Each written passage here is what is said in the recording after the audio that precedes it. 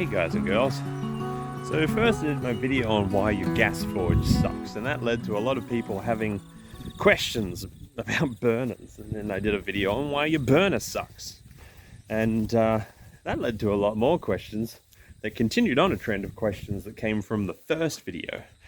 And that is, I don't use a gas forge. I use a solid fuel forge, like a nearly tripped. I use a solid fuel forge, like a coal forge or a charcoal forge. So this video is about why your coal forge sucks. So what it comes down to is a lot of people not understanding what fire is. And, you know, it depends on the school system you grew up in. You may have been told that or you may not.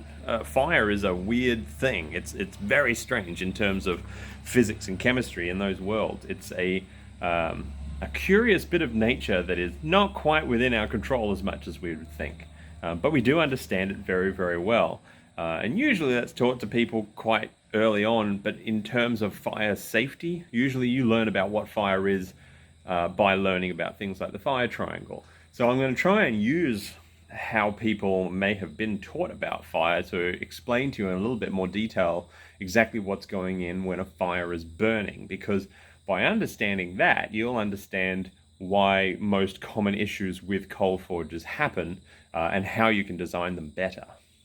Now, you'll be pleased to know coal forges are actually quite simple when you break it down, but oftentimes they can work a lot better than you would think. It's kind of scarily better. Coal forge will burn your steel, it will melt your steel, it will liquefy it into a puddle, and let me just get the lights on here, and then you'll have no steel left. So you kind of need to understand what's going on so that you can make them efficient, because one of the biggest complaints I hear about them is that they're not efficient. The actual fact is they really are. A lot of people say, I go through bag after bag of coal when I'm running it, and you don't really need to. I can run a full 8-hour days forging on my charcoal forge, and charcoal burns a lot faster than coal does, on probably one normal bucket, like a pail of charcoal, easily. Now that's going hard and including forge welding. So making it efficient comes down to understanding that science of fire. So let's look at the science. So fire at its core is basically the end result of a process called combustion, as you probably know. Now, but what is combustion? Combustion is the rapid oxidization of a fuel. It's literally the bonding of an oxygen molecule to another molecule, usually like carbon in our case, so violently that it emits heat and light and the sometimes sort of side effect particles as well. But usually it's heat and light, and that's why you've got a bright hot flame, and that's all that's going on. It's this combustion going on over and over and over again. But in order for combustion to happen, you need three things, and that's your fire triangle that you may be familiar with. One side of the triangle, or point of the triangle, is going to be heat. You need heat in order to start combustion. The second one is going to be fuel, and then the final one is going to be oxygen. Oxygen is essential for combustion to happen. So in our forge, the fuel is the coal or charcoal. It doesn't matter what the fuel is. The fuel is kind of irrelevant in the situation. The oxygen is going to be coming from our blower system, and the heat needs to come from somewhere. Usually we'll start our forge with, some people use a blowtorch, some people will ball up some newspaper and put it in there and light that first, but that's your initial heat that starts the combustion process. So it's simple to say, hey, it needs these three things. We need fuel, we need heat, and we need oxygen. But how much and what sort of fuel, and how is the fuel distributed and oriented in the thing to get the ideal flame? How much heat is needed to start this process, and finally, how is the oxygen delivered in order to get peak efficiency? Because when I say, and I've said regularly on things like the Forgecast podcast, that coal forges are simple, and it is simple because they need those three things in order to make a basic one.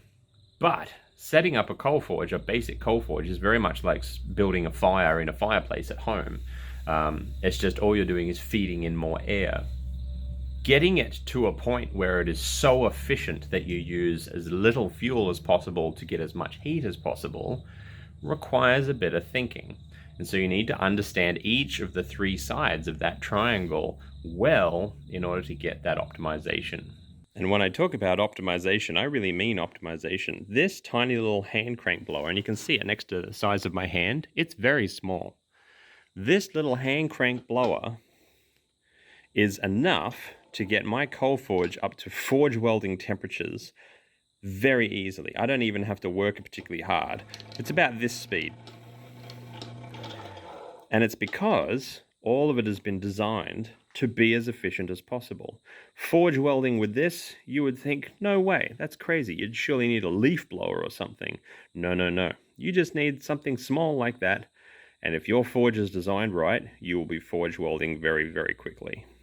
In addition to understanding the fire triangle, I also want to talk to you about the design of your forge in terms of its use, because optimization isn't all just about getting that fire as hot and efficient as possible. It's also about being able to use it as efficiently as possible. So we're going to talk about that as well in this video. Don't stress. So you may remember in the last video we talked about why your burner sucks, that I talked about the calorific content of certain fuels. Solid fuels work the same way. And so choosing your fuel, you'd be surprised, it doesn't make that much difference if you use charcoal, coke, or coal.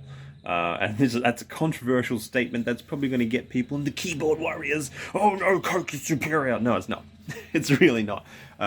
Charcoal, like hardwood lump charcoal, is going to have a calorific value of like 7,500 kilocalories per kilogram. Coal, like bituminous coal, anthracite, it's going to have around 7,800, 7,900 kilocalories per kilogram. And coke is just coked coal, and that's just going to be a little bit more dense, so it's going to be about the same but last longer. The difference in heat output is actually, it's pretty negligible for what you're doing.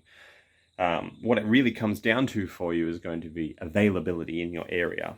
For some reason, I didn't actually realize this until I brought it up a while back in a YouTube video about why I love charcoal forges, is that hardwood lump charcoal is not easily accessible in much of the world. Whereas here in Australia, where I live, getting coke or a bituminous coal or anthracite is quite difficult, and getting hardwood lump charcoal is very easy. Whereas other parts of the world, it is the exact opposite, and other parts of the world are like, what is everyone talking about? I can get everything. So depends on where you live. But what I'm saying, the point is, when it comes down to it, doesn't matter which of those three you pick as your fuel source, just make sure you can get it readily, because the actual heat output is pretty negligible if you have built your forge right. And this is the thing that all of the arguments about which of those three fuels is better comes down to. The people that argue about that don't understand how forges work, because if you get your forge optimized, it really doesn't matter which of those three you pick. In fact, my preference is charcoal because it does not form clinker at all. It's more ashy, it smokes a bit more. There's always payoffs, or trade-offs I should say. But the fact that it does not form clinker makes your forge design even simpler, because you don't need to break anything up in the bottom. It sort of breaks up for you, which is great. But that's personal preference. It really comes down to what you have available to you. Just know that the calorific value of solid fuels is going to be about the same. The only exception to that is if you have a wood forge, which might sound crazy, but is actually quite traditional in Japan, Japanese forging. Traditional Japanese forging. They do use coke and coal in their large sort of tamahagane production processes, but for general forging they'll often just use wood, and they'll usually use pine, which is really funny because it burns very fast. But because it burns fast, it can burn very, very hot if it has to. However, the way they use it is to start with wood and turn it into charcoal, which then burns. They're not just chucking wood in there and using the heat of the burning wood to forge with, because The calorific content of wood is, depending on the species, somewhere around 4,600 kilocalories per kilogram. So pine has one of the lower ones, and then you get the big hardwoods like jarrah and things like that, which have higher ones. But it's going to be somewhere around 4,500 to 4,800 kilocalories per kilogram. And that's not much heat when you compare it to the 7,500 to 7,800 of charcoal and coal. One thing I do want to point out about solid fuel choices is the size of the fuel source. And it matters a great deal. When you buy like bituminous coal or coke, forging coke, you usually get it in little, about golf ball sized nuggets. Whereas when you buy hardwood lumped charcoal, if you're lucky, it comes in pieces about that size. But most of the time, it's going to be a lot bigger. Let me randomly dig into my barrel here. And I'm going to show you what it normally looks like. I've been good and already broken it up. I'd forgotten. But you're going to see it looking a little bit like this when it's fresh. And this is kind of a good size. Maybe a little smaller would even be better. And the reason for that is if you've ever cooked a steak, a really big chunk of steak, it's difficult to get the heat all the way to the center. And I like my steak medium rare, so it's not usually the best metaphor, but solid fuel works the same way. If you want it to, like charcoal and coal is good at holding heat, but it will hold more heat the more of that lump of fuel has combustion going on in it. So if you're only getting combustion on the surface, you're not getting the maximum heat out of that piece of fuel. So what do we do about that? Well, we make our pieces to be no larger than the size of a golf ball when we use them. And that means that they're not so large that the combustion can't go all the way to the center. Because remember, we need oxygen.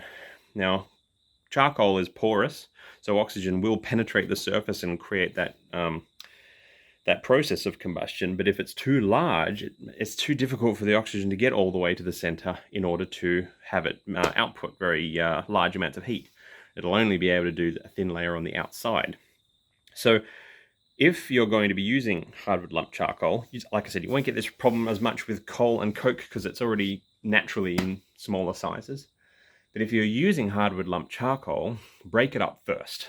Sit there and just break up a bucket load and it'll do you for the session. It doesn't take very long.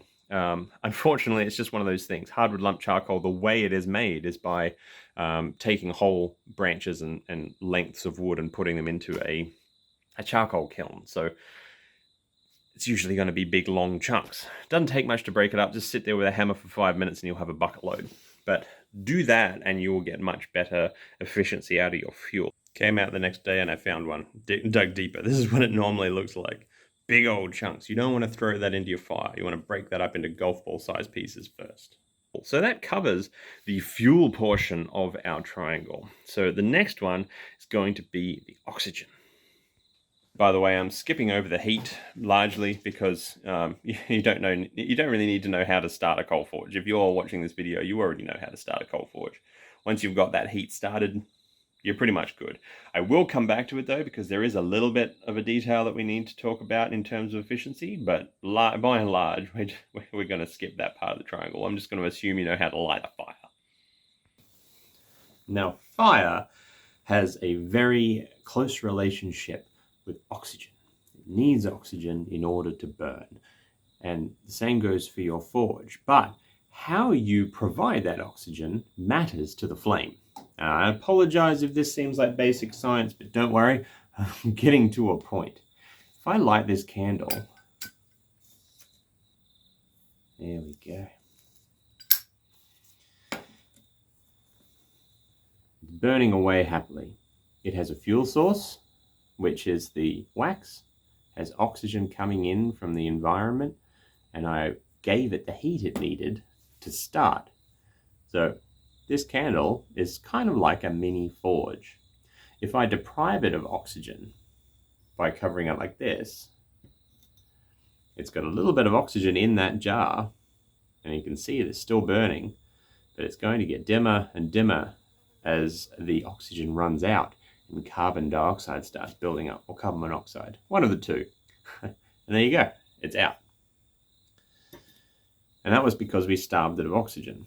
But once again, it's now got access to oxygen. I light the wick, and it starts right back up again. So I can make it burn hotter by giving it more oxygen. You see, it's so small that if I give it too much, it wants to blow out.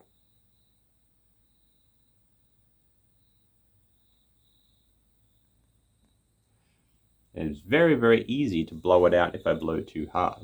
And if you've ever used a gas forge on a windy day, and you've got sort of an open front forge like mine, a good windy day can blow out a gas forge that's at forge welding temperatures.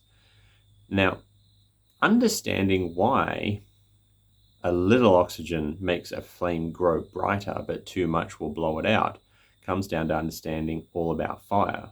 Because you would think, if adding oxygen is the only thing needed to make a flame get hotter, then this should not work. You might think, oh, but your air, the air that you're expelling when you blow out is carbon dioxide.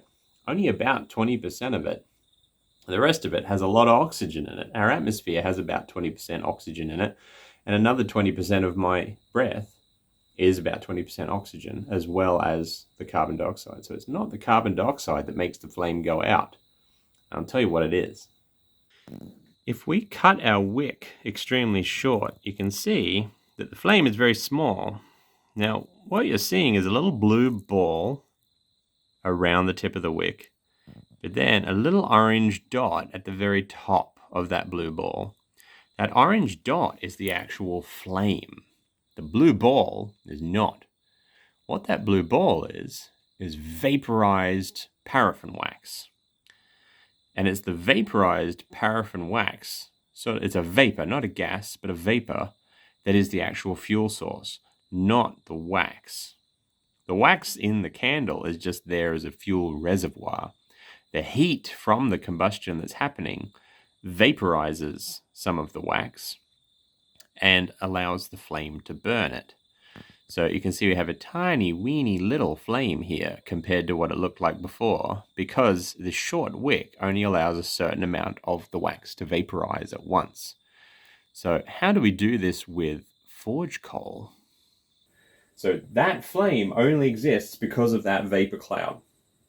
So if I push the vapor cloud out of the way by going on it suddenly, the vapor cloud is no longer present, and so the flame goes out. And the flame doesn't follow the vapor cloud because there's not enough fuel where I've blown it off to. But this process of fuel feeding into a combustion process and the heat from that combustion process bringing more fuel to be made available creates a cycle that our forge needs. Now, the difference between a little tea-light candle and a solid fuel forge is simply the amount of heat, the calorific value of the fuel. So if I add too much air to this, it can't handle it because there is a maximum calorific output of paraffin wax, which is fairly low. There's only so hot you can get this to burn compared to something like coke, unless you've got certain circumstances. In a forge, we design it specifically to work with controllable airflow. And so controllable airflow can be done from a powered motor like a bouncy castle blower or even a little hand crank blower. What matters is two things: the speed of the air coming in, because you don't want to blow your flame out, and the volume of air coming in. So let's talk about that. So we've established that our fire needs oxygen in order to burn. Now, depending on several factors like the amount of fuel you've got piled up, the temperature that you want your fire to get to, etc., etc., etc., the amount of oxygen it's going to be needing to burn at its efficient rate is going to change. And so you can represent that by sort of like liters of air per minute or liters of oxygen per minute? Can we agree like this is, there's going to be some sort of back of the napkin math here, but I know people get pissy at me and have over the last couple of videos where I'm fast and loose with the science, but I'm trying to explain complex things here. Let's just say that at any given point, a fire is consuming a certain number of liters of oxygen per minute. Now, as we discussed in the last video about forge burners, air works a bit like water. It flows like water. It fills vessels like water. So let's say I've got a bucket here and a pipe leading into the bucket that is pumping water in. And I want to fill this bucket at 1 liter per minute.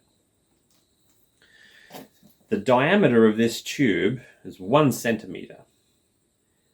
How can I ensure that the 1 liter per minute is met? If the 1 liter per minute is constant and the 1 centimeter diameter of the pipe is constant, what's the variable that we need to tweak in that situation in order to meet these requirements? It's going to be the flow rate, so the speed that the water is going through the pipe. And in the case of air and a forge blower, we ramp up how fast the air is going through. So cranking the blower harder or turning up the speed dial on the blower, the electric blower that we're using. We can meet the same 1 liter per minute requirement by increasing the diameter of the pipe going in and slowing the speed at which it's happening. So if I had a pipe this big, it wouldn't take long to get 1 liter of water through it. The flow rate can be very, very, very, very slow in order to meet our requirement of 1 liter per minute. So one cannot replace the other. You need to, if you're going to make your pipe smaller and smaller and smaller, you need to make the speed go faster and faster and faster. However, if the speed goes above a certain speed, it's going to blow out the candle. So there is a sweet spot, like a Goldilocks zone of pipe diameters for the size of your forge. And once again, it's going to depend on the flame that you're actually using. If you have a huge, big industrial coke forge, that's going to need a bigger range of pipes. Or if you've got a tiny little riveting forge, you can have quite small pipes leading into it. But you need to take into account 2 factors: the volume of air that's moving and the speed that you're moving that volume in order to get it to your fire. And that's going to mean you're going to have to listen to your fire. I don't care what type of fuel you're using in your solid fuel forge, you will know when it's at temperature. Just because it's burning doesn't mean it's at temperature. The sound that your fire makes when you add air to it will change when you have reached ideal combustion. And this is one of the reasons, the main reasons that I say solid fuel forges are easy. It's very, very hard to tell and gauge whether a gas forge is running at peak efficiency. A coal forge, charcoal forge, coke forge, you can tell because of the sound. Unless you have hearing deficiency, you will know. It makes a beautiful rushing sound that's kind of hard to describe. You will hear, it's sort of like the fire is breathing. It's very difficult. I'm going to try and capture it on video, and if I do, I'll edit it in here. Okay, so here's the burning, here's the air.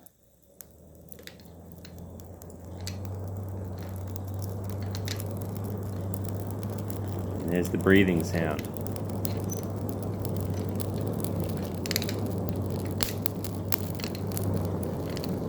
You hear that? When you hear that sound, you'll know it. It's one of those things. It'll change because up until that point, you will not hear anything. You'll just hear the crackling of the flames in the fuel. But all of a sudden, when you get your blower up to a certain speed, this is why I like crank blowers, because you can really hear it. If you've got an electric blower, it sort of deafens you to being able to hear it. Crank blowers, you can hear, it will make this sort of sound when the air's going in. And when you hit that sound, you've hit the right mix. You've hit the right speed for the size air inlet that you've got. And it's one of the things, the biggest mistakes I see on people designing their forge. They have very small pipes leading from their blower source into their forge. So listen for that sound and you'll know you've reached it. It's simple as that. Once you've done that, you don't need to go any faster unless you're forge welding. If you're getting up to a forge welding temperature, crank that bastard. But if you're just forging, that sounds what you need. That's all. And it's one of the reasons I like charcoal, because charcoal, you can stop blowing it and it will stay hot enough to be able to reignite and bring back to that temperature for an hour or more. Whereas coal and coke forges, particularly coke, need a constant flow of air going through. So if you don't keep blowing it, it will go out. So that breathing sound will happen anywhere past a certain point. So you keep adding in more and more volume of air, and after you reach a certain level of volume, that noise will start. If you keep increasing the volume of air, that noise will continue. So you want to try and ride the line of where that noise just starts. That's your forging temperature. Anything above that, you're starting to go into forge welding temperatures. But for normal forging, if it's making that sound, if it just get it to making that sound, that's the speed you want to be running your blower. If it's an electric one, it'll have a speed adjustment on there, or an air gate or something like that. I've done videos on building an air gate, so go check that out if you don't know what I'm talking about. It's an air gate, because there's a whole science behind that as well. And if you're using an electric blower and you don't have an air gate, fix that. If we're talking about why your coal forge is shit, good heavens, I went too hard. We're talking about why your coal forge is shit. That's one of the leading things. People just stick a hairdryer directly into their fire without an air gate. Get an air gate. But that's the sound you want. Don't go past that. Just find where that noise starts, that really distinct breathing sound. Find where that is. That's your line. That's forging temperature. If you go past that, you are burning fuel unnecessarily. So, speaking of fuel, I need to feed this, which brings me into my next point. We're talking about efficiency. You can hear the breathing.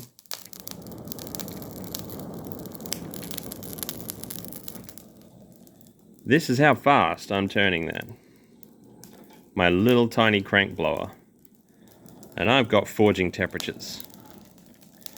This is what an efficient forge looks like. Alright, talking about keeping your fire fed. What do I mean by that? Once you've got your coal forge up to temperature, I've built this quite small because this is just a demo. Normally this entire area will be full of coal because the stuff around the outside will sort of bake and any residual moisture will be left out of it. When you hear it popping and snapping like that,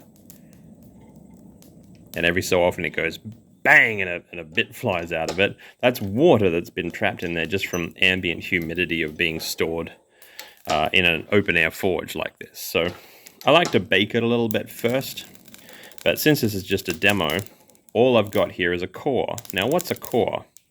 If I stop cranking and let the big flames die down, you'll start to see the core. And if you look very closely, it almost looks like magma in the center. I can see that there is black coal on top, but just underneath the black coal, it's almost white in there. That is a core. Now that core, depending on the size of your forge, will be about the size of a tennis ball if you have loaded your forge correctly. If it's a bit bigger than this, this is a fairly small forge. If it's a little bit bigger than this, it'll be about the size of a baseball. That core is where you put your steel to heat it. If you can't see a distinct core in there, and let me tell you, if I sort of look at it top down, it's very round. If you've just got flames everywhere, that's not a core. It's very hard to capture on camera.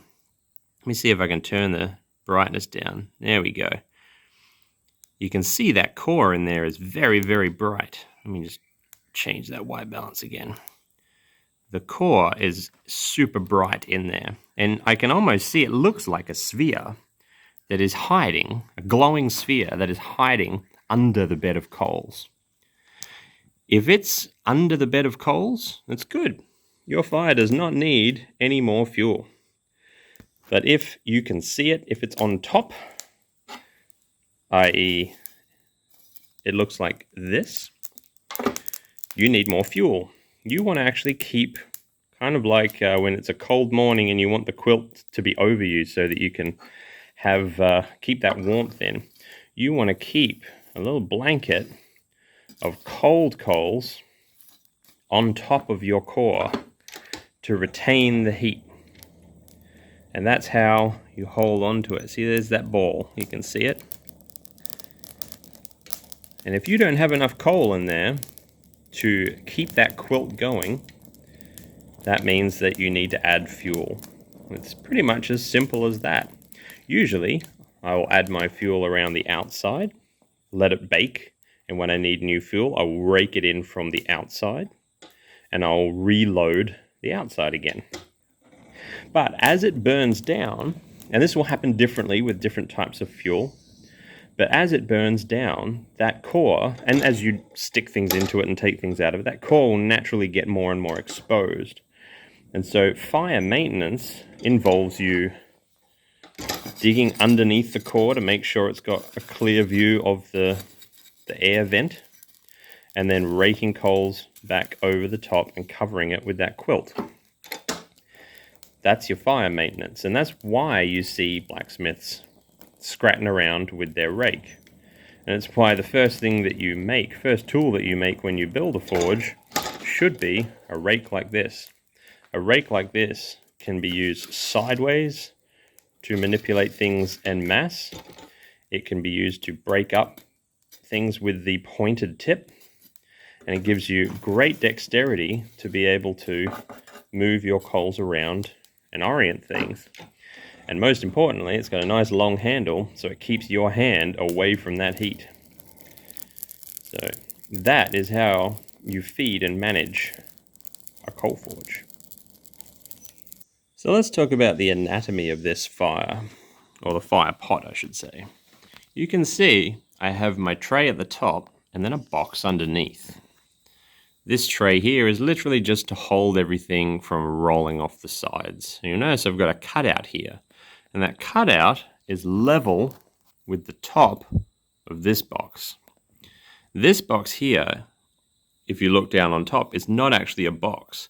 I have filled it with refractory up to the line, and there is an inverted pyramid of ramps leading down to my air vent. My air vent is also my ash dump, so the air actually goes in on the side, and it's going slightly at an upward angle. Instead of coming in like this, it's coming in like this, and it just creates a convection current that goes up. My ash dump is at the bottom, so that I can get rid of my ash there. And since this is a charcoal forge and not a coke forge, I have no clinker breaker. Normally you would need to have a clinker breaker there if you've got coal or coke. However, not really, because the clinker that forms tends to form in a bit of a donut around the air vent, and you can kind of just reach in and fish it out with your rake. Although, if you're planning on using coke and coal, having a clinker breaker is just a good idea. So all it is a little flap over the hole, and the flap is run through to a little handle, and when you turn the handle, it rotates the flap. And that's all. Very simple if you're building one of these yourselves, but most commercially available ones have one. If you're using charcoal, you don't need one of those. So what I have in mine, and since we're not going to be using this fire, I can just push this core apart. I have a grate, like that. This grate is removable, and I highly recommend doing that because it's really great I can actually go in there and fish it out if I need to. But it means that when this inevitably burns out, because it is just steel, I can replace it.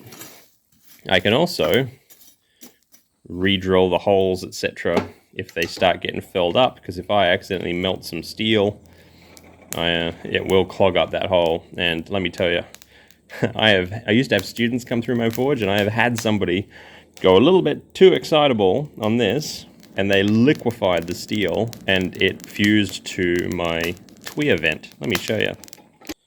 I keep it as an interesting bit of history to show students what happens. So that's what they look like with liquefied steel on them. Yeah.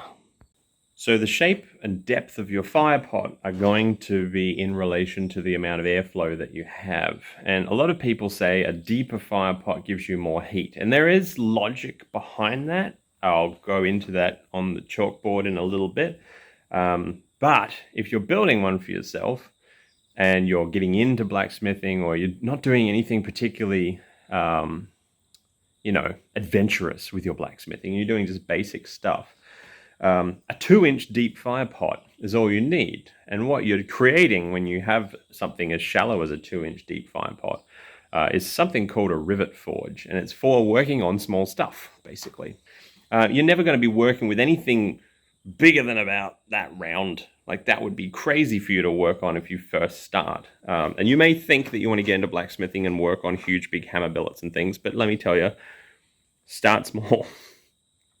But this forge will make hammers just fine. It'll heat up steel that big just fine. I may have to work a little bit harder for it, but I may not get my lazy 1 revolution a second. I may have to do 2 revolutions a second, but it will handle it. And that's a 2-inch deep fire pot. So don't think that you need a super deep fire pot. A super deep fire pot, if you're not going to use that much heat, which I guarantee you're probably not, a super deep fire pot, all it does is it eats more fuel much faster. A shallower fire pot uses less fuel. If you're not going to be needing those temperatures, don't try and get those temperatures. Like I said, I can do hammer billets in this thing, up to probably about a 4-pound hammer in that, no problems at all. I've heated those billets before. It is a bit more work, but unless you're going to be doing it regularly, it's just not worth going through that much fuel for all of the other stuff. You want to look at what's the majority of the stuff that I'm going to be doing and build a forge that accommodates that. Now, my air setup is pretty basic. It's just some flexible hose going from here into the pipe that goes into my tweer. Now, you might think, wait a minute, that hose is much bigger than the pipe leading into your forge. And that is because I'm using a hand crank blower. Hand crank blowers do not need air gates. They handle backflow automatically. So how this works is I have a pipe leading into my forge that has an inner diameter of about 1.5 inches. This tube is already full of air. So when I introduce new air into it, it will just push what it can fit through that tube and up into my forge. Now, it may be coming up at an angle, and you might think that it comes up and out only one side of my forge. But the way I've got that matrix of holes, it diversifies the air, or not diversifies, it diffuses the air, and it comes out very, very evenly across the whole thing, just by the nature of putting those holes in there. The holes that I've got in there add up, the surface area of those 9 holes adds up to the surface area of the internal diameter of that hose. And that gives me an even airflow. And it means that I have perfect control. I sort of get a feel for how I pull this handle and how much air comes through the other side. Because remember, air acts like water. That's when I start cranking this, it's not air moving from there down there and into there. It is, I crank this and air is added to that system and it squirts out the other end. So I can control it with perfect precision by feel with a hand crank blower. Whereas on an electric blower, it's just going to be constantly going. Now remember, if you're using coke or coal, you're going to need a fairly constant airflow because ambient air in the atmosphere is not enough to keep coke and coal burning very well. It needs to have fed air into it. And that's why usually you'll have a blower set up that has an idle setting where it just does a slow stream, and then maybe a foot pedal that when you press it, it clicks into a high gear and you can have your forging temperatures. If you have a hand crank blower and a coal forge, you have to basically make sure that every so often you give it a little bit of juice to keep that thing burning. This is why I prefer charcoal, because that will stay able to be relit just by doing this for about an hour. If I want to actually turn my forge off for the day, I need to manually come through and pull this whole thing apart, pull out the fire, and break up that core so that the core is no longer there. It's now spread across the entire thing. So now, when I crank the blower, it's only going to get a tiny little bit of fuel that's left around the tuya. Now that forge will go out because it's not being fed air, it's just got atmospheric air, which for charcoal is enough to keep it burning until the fuel runs out. But it's not hot enough anymore to spread to nearby coals and keep burning until the whole thing's left. So you'll always end up with residual charcoal in your forge. So when it comes to building the fire up to reach forge welding temperatures, what we're actually doing, since the fuel has a known calorific value, is we're not making the coals burn hotter, we are increasing the volume of air and the size of our core temporarily so that more coal is burning and thus putting out a total of more heat. So when you start cranking it, this is what I was talking about with like blowing out the candle. If you were to put too much air in, the combustion would not be ideal. There's just too much and it would just blow the combustion off of the coals. What you want to do is slowly ramp up to grow the size of your core more and more and more, and keep feeding it, because if the core is getting bigger, it means it's burning more coal. It's going to be burning through it faster, through your fuel. And so you want to start including more and more fuel and feeding it with the appropriate amount of air in order to grow the size of that core and thus make it burn hotter. And that's how we bring it up to forge welding temperature while maintaining our ratio of oxygen to fuel. Okay, so provided you now understand that to achieve ideal combustion and thus get the maximum calorific content out of your fuel, you need to provide up to the ideal amount of oxygen and not above it, because that's actually blowing on it to cool it down at that point, or blowing it out, I should say. Now that we have discussed the shape of forges, how do we combine all that together to see how it all works? So assuming this is your fire pot, this is your tuya, and the tuya is where the air is blowing up from. And this concept works very similar to a side blast forge. I'm just covering a tuya because I've only got a tuya forge to show you, or a bottom blast forge, I should say, to show you. A side blast comes in sideways. I don't like them because I use charcoal, and charcoal builds up ash, and the ash needs to go somewhere. But side blast forges work great for coal and coke. But if you have a fire pot and you have got it full of coal, and we talked about maintaining the level of fuel that you have in there to keep that core going, assuming that your fire pot is always maintained full of fuel, your tennis ball, baseball sized core is going to sit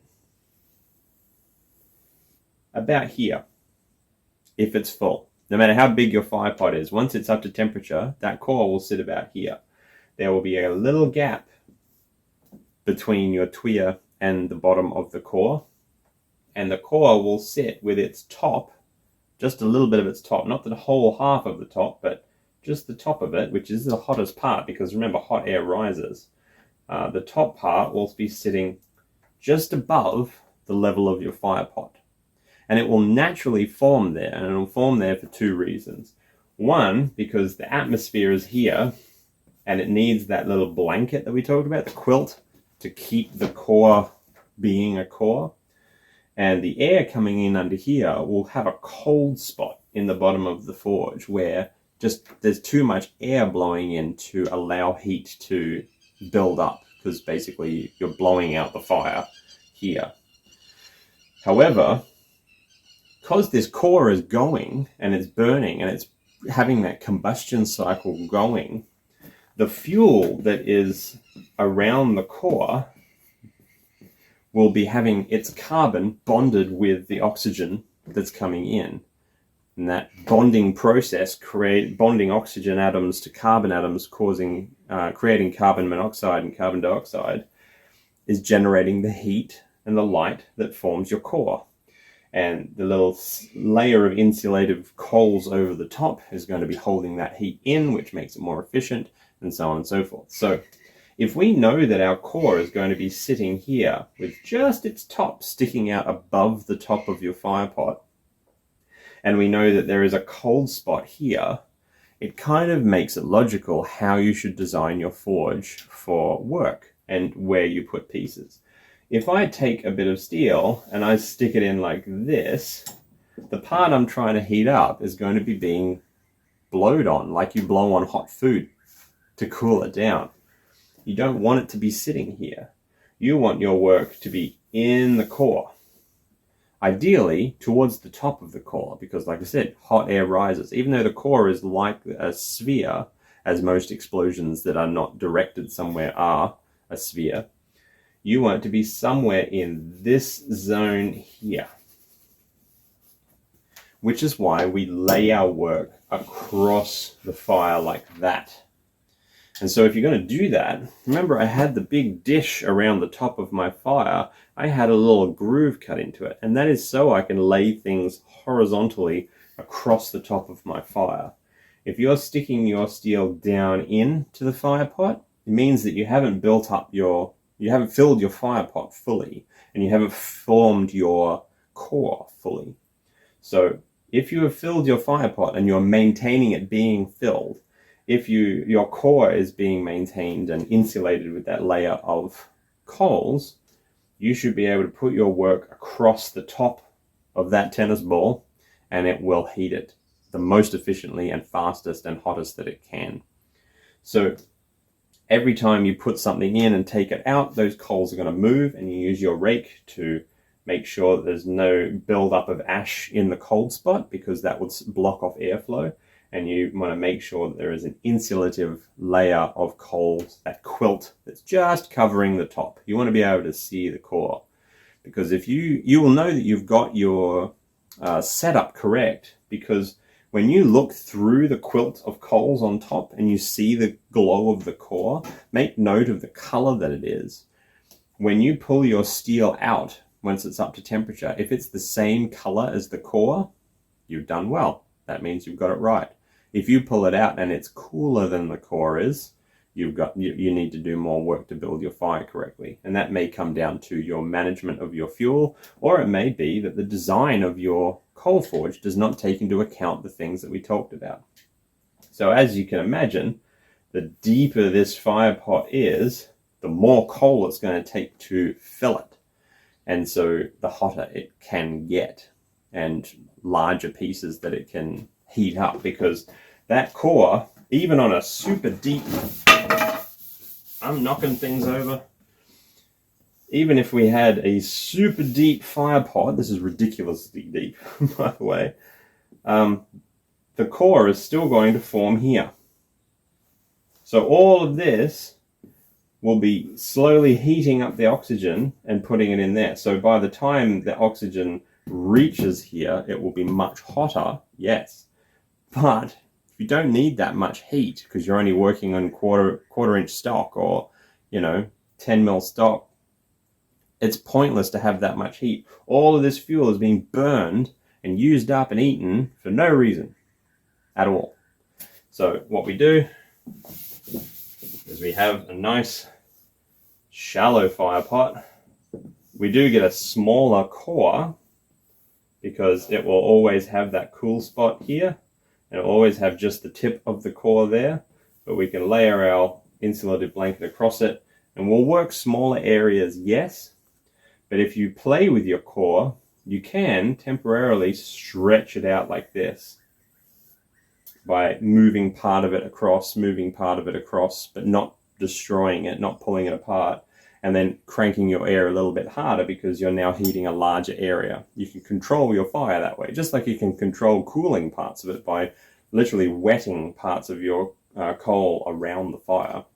That is quite dangerous if you're inexperienced, because it can turn into vapor suddenly and cause a lot of pops and throw sparks, and those sparks can then light fires. So I don't necessarily recommend doing that if you're a beginner, but this is what you need: a nice shallow fire pot that is well managed while you work. And you'll notice that there is a direct correlation between the size of your core and the width of your tuya. If you have a wide tuya, you're going to have a wide core, but if your fire pot is not deep enough to accommodate for it, it would sit like this, and thus you would have this happen here, and it will get potentially burnout, or it will just completely blow the core out, and you won't be able to get work done with it. So it's kind of what we were talking about with the bucket earlier. The volume that you're moving needs to be in relation to the size of the core that you want. So if you had a fire pot that was this deep, you can have a core that's about that big, which means your tuya can be about that big as well. And it's as simple as that. Especially if you've got the diffusion with lots of little holes, you will get a nice even core, and it gives you the space for the cool zone, which has to be there. And it gives you the size of core that puts just the top of it out of the top of the fire pot. Simple as that. That's why I said at the start of this, solid fuel forges are simple, but you do have to understand these core concepts in order to make them work well. Otherwise, you're either having to pump in way too much air, or you are having to go through way too much fuel. They can be very efficient, just design them well. And that's that. So, I wonder whether or not putting out this video will lead to a bunch of questions about something else that I have to do a deep dive on, why your version of it sucks. We'll see. This might be the end of the series. But if you have enjoyed it, and I hope you have, consider giving me a subscribe if you aren't already, or click the like button. It helps me out a great deal, especially if you leave a comment. Interaction feeds the algorithm, and it helps more people find my stuff. Anyway, check the links in the description, because there's lots of other places you can find me and see my work, and otherwise I'll catch you on the next video. Magpie on the ivy wall, and cherry blossoms roam the ground, and the colors of a dizzy spell. Where all your voices sound, where all your voices sound.